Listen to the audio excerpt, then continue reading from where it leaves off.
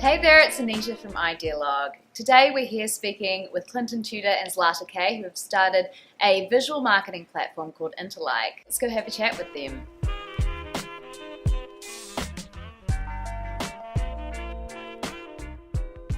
Awesome, thank you guys so much for coming today. So this is Clinton Tudor and Zlata from Interlike. You guys have brought on some really big clients, so there's Singapore Airlines, New Zealand Olympic team, Sports Girl. When you bring on these clients, what do you offer them and why do they come to you? I think it goes back to the problem that we solve, right? Like these guys, they are looking for that edge. They are looking for a way to quantify that experience with their customer. They are looking for a way to create a unique and authentic conversation, from the in real life experience translated into social. So I think that's part of the solution that we bring.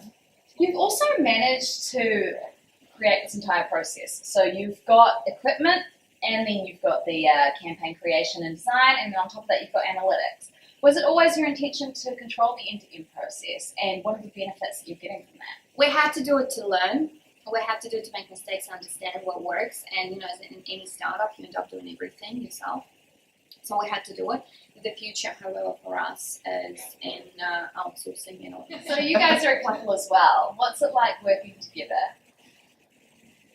There we go. I'm just joking. I wouldn't have it any other way. It's great. I can't imagine doing it with anyone. I think the whole idea of a partnership is realizing each other's potential. That's a major thing for us. It's kind of what pushes us. Like, I know if I'm having an average day, Zlata can spot it so easily. Okay, and she's going to call me out on that. So I can't hide anywhere. It's really about a case of facing your fears every single day and just pushing through them. The more people joined us who brought the same kind of expectation from it is family. You ask anyone who works with us, it's very tight, and I think because we're partners, we've been able to create that tight environment. Yeah. So it's been noted that there aren't that many women in tech, and does that matter to you, Zlata, and why? And what do you like about being a woman in business? Women in tech, not that many. The thing that actually interests me more and occupies me even more is women in business and in C-suite. And that's something that deeply concerns me. The fact that there are only 4% of female CEOs out there, that's just mind-blowing statistics that's showing that inequality misogyny is alive and well. So it's really important for us to recognize that inequality is out there. So we're very careful in who we interview. We try with God developers, females.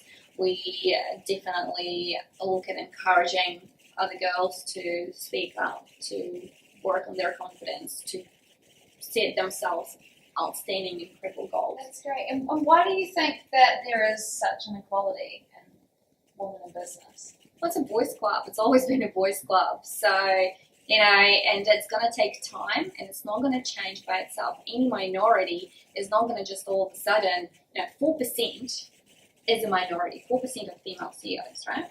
That's a minority. And that's not going to just quickly disappear just because me and you decided to do so. But if we all who disagree with it recognize it, acknowledge it, and work towards changing it, then over time it will. So are there any of the latest trends that you've been seeing in the event and experiential space, and what are they? Oh, if I told you, I'd have to kill you. Smart intelligence and relevant data, and how to use it and how to maximize it. Yeah. That's something that's coming up, and we see it a bit more and more important. There's less marketing directors that are concerned with post views on Facebook. They're like, well, what does it actually mean? What is it what difference did you create through this experiential activity in my business to my bottom line? What are the business goals? So that is a huge trend. So there's a bit more accountability. So you have to, hence there's more need for platforms like ours, because we can help to plug into that. So have you guys got any stories about the highs and lows of starting Interlike? We decided, it was a high and a low. When we decided not to work with alcohol, it was really difficult to go and say no to money, no to jobs. And then, we lost quite a bit of money on that.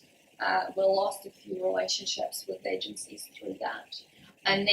But then the highs that came from it, all the recognition and when you create a void in your business or in your life, it fills with something else. So we cut that off, and the kind of clients that came to replace it were that much better. It was really cool. And just really quickly, what are some of the top tips that you could give entrepreneurs going into a new business? It's just obsess about the customer.